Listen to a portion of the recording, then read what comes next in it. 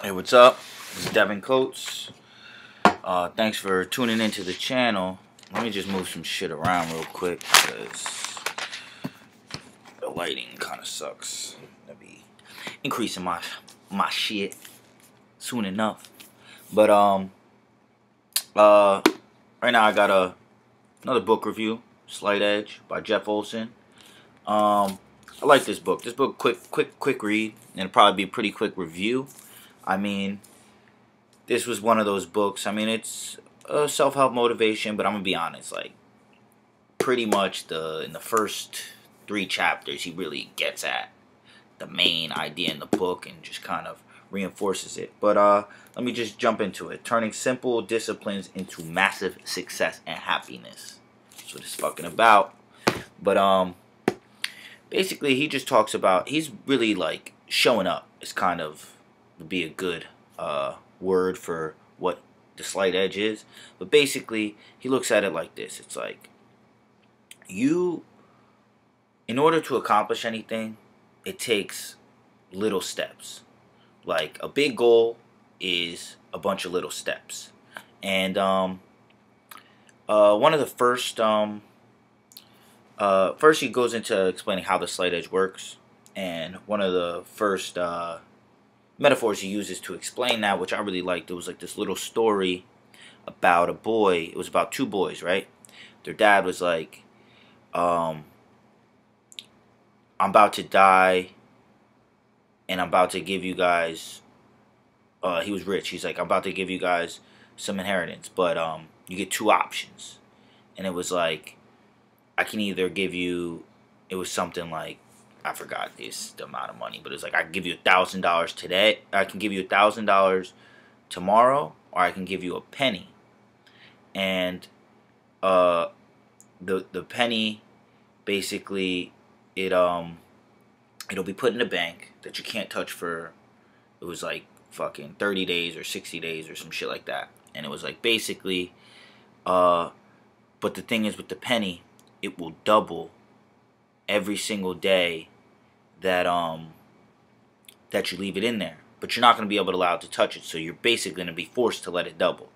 So, and then he's like, he gives the 2 boys, like, maybe it was a book, but it was like some kind of let's just say a book. He gave them a book that he's like, all right, and I want you guys to read this tonight, and I want your decisions in the morning. The one boy already knew what he was. He's like, I'm getting the grand. I'm already planning what I'm gonna buy, and he just wrote all that shit down and just went straight to sleep. He's ready just to make the decision. So then his brother, he's like, he's fucking so confused. He's like, yo, what is this guy up to? This dude's fucking crazy. He's like, why wouldn't I take the money? He's like, but fuck it, he gave me this book. Screw it, let's do it. Let me just read the book. So he starts reading the book, and it's about a water hyacinth. I think that's how you pronounce it, which is like a lily pad. And it basically, there's one there, but the way they reproduce is they actually double. Like they another one comes out of each one that is formed every however long, like let's say every day. And basically, one of these water hyacinths falls into a pond, and the pond's like, ha ha ha, you think that you're gonna overtake me? Like, it's like, you just in one little water hyacinth are nothing to me. So then, after like a day, it came to 2. After 2 days, it came to 4. After 4 days, it came to 8. He's like, oh, you're still taking up this little ass space. And then it's like, you're taking up this little ass space. It's like, you really think you're gonna get me? No way. And then it keeps expanding until at one point it has a quarter of the pond. And now that it has a quarter of the pond, you can pretty much add it up. So he's like, yeah, you only got a quarter. You really think you're gonna do something with that? You're never gonna overtake me. The next day it has half the pond, because a quarter plus a quarter is half. Then the following day, it had all the pond. But it went from, because if you break down a quarter, that's 12 and a half. You break down 12 and a half, that's 6, 12 and a half, I don't know. It's like 6.25. And you keep breaking that down, it's like as it first starts growing, it's not that big. But once it starts to get big and those become the doubles, it starts to get really big. And that's how he talks about the slight edge. Basically, when you show up, when you do something, at first, you're going to get slight compound interest. And then eventually, that compound interest, because of all the work you already put in, is going to just be exponentially bigger. So to finish that story, the boy reads it and he's like, whoa, goes to sleep. And he doesn't really understand how that connects to everything. And then he's like, whoa, that's what he was asking. He's like, he's going to give me the penny, but in like 2 months or whatever, that penny was like $1 million. And at first, he's not making any money. And his brother's kind of like, yo, let me just help you out. I feel so bad for you. I'm just buying all this new stuff. Got the new whip. Got the new clothes. Got the fresh apartment. You're sitting here starving, writing these books. And he's like, you're losing. You're losing.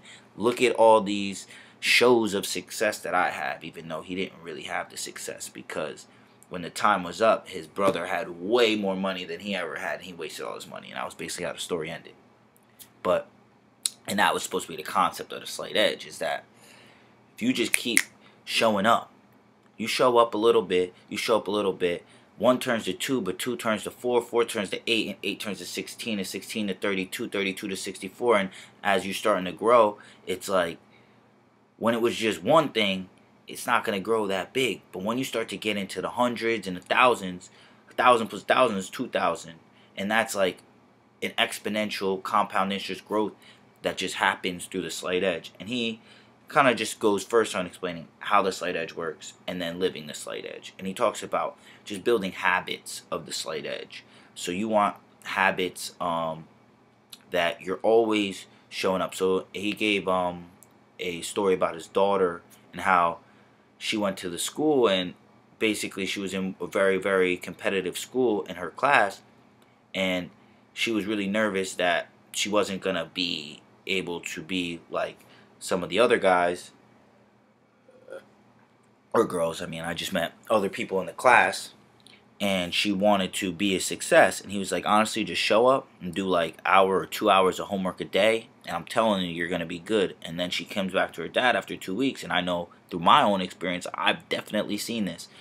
You go to class for 2 weeks, the class is half the size if the teacher doesn't take attendance, and a quarter of the size if the teacher does.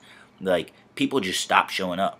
So you're getting all this information that maybe doesn't feel like a lot in the moment, but you add a day, and then that day, and then this day, and then this day, and then the information is building on each other, so it's compound interest. You can't even verbally really explicit. It's like almost tacit knowledge. Like, you know how the teacher is. You know how the teacher writes. You know how the teacher does this. It's like you get all this information that other people don't get, and then it's like you're just leaps and bounds above just for showing up, just for that slight edge of being there. That slight edge of putting in that extra work. So it's, you can think about it working out. If you're working out every day, even if it's only an hour or 30 minutes a day, 20 minutes a day, it's like, to another person, if they worked out once for like an hour, even though that if you're doing 20, that's 3 times as long, they don't have the slight edge. They're not moving. And then he talks about how our society, and this is probably how I'll end it, because I like this metaphor a lot. I always use this in my head.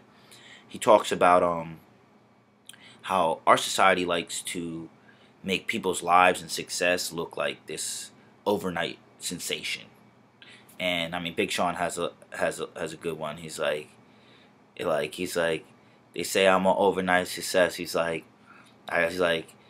say, well, yeah, I guess. He's like, I guess it took me 10 years to be an overnight success. And it's like, I'm not an overnight success. Y'all just, the compound interest just went from that 50% to 100% in a day. But like, I was built starting at 1, building that to 2 for all that time before, and y'all just really just didn't even, nobody peeped that. Nobody wants to talk about that. And he talks about it. Imagine if you're pushing like a big pinwheel, or a big metal pinwheel, or a big metal, like even bigger than the ones you had in the playground. But remember that thing, you stand on it, and it's got the poles, you stand in the middle, and then people spin you around. He's like, imagine if that was huge and metal, and you're trying to push a bear, a polar bear. He's like, at first, you're pushing that, and it's like, it's not even gonna really move, and you're really digging your feet in, and you're really pushing. Or if you have ever pushed a neutral car, I had to do this in high school. Me and my boy were driving, and his fuel gauge broke, and his car fucking died on the highway because we didn't know how much gas was in the car, and we literally had to push it into a parking spot. It was like a fucking experience and a half. But so those first couple you're pushing the pinwheel, you're pushing the car, whatever it is, and it's like it's not moving. But then after you get a couple more pushes, a couple more like of the feet of the hand, it starts to gain a little thing, and then it starts to move, and then it starts to move, and now you're running with it. Now it's fucking flying. Now it's actually using its own momentum to propel it around, or the car, it's like using its own momentum to get into the spot, and it's almost to the point where like you couldn't stop it. But which push was the most important? The one that just made it go real fast? The first push? The second push? Push 1,000? Push 2,500? It's like, that's like almost a fucking ridiculous question to ask. All the pushes matter just as much. And that is like the whole concept of the slight edge. It's always pushing yourself, always being that person that's just a little bit, you're always falling forward. No matter what happens, you're moving forward. If you're crawling forward. You're walking, you're running, you're just always just taking that slight edge forward towards your goal. And if you keep moving that, eventually it's just going to add up. Eventually, after 10 years of the slight edge, you're going to get the goal. 20 years, whatever the goal is. Certain goals are bigger than others, but that's how it works. So whatever you want in life, it's like just always putting that slight edge in. So, I mean, that's pretty much it. I like the book. It was very insightful, very motivating, and it's a very good way to view just your life and how to gain success. And once again, Slight Edge, Jeff Olson. And my name is Devin Coates. I appreciate anybody who tuned in to this channel to watch this book review. If you like the content, hit the subscribe button, click that like button. Please leave some comments. Let's get a dialogue going. I appreciate anybody who's stayed to the end. And until next time, peace.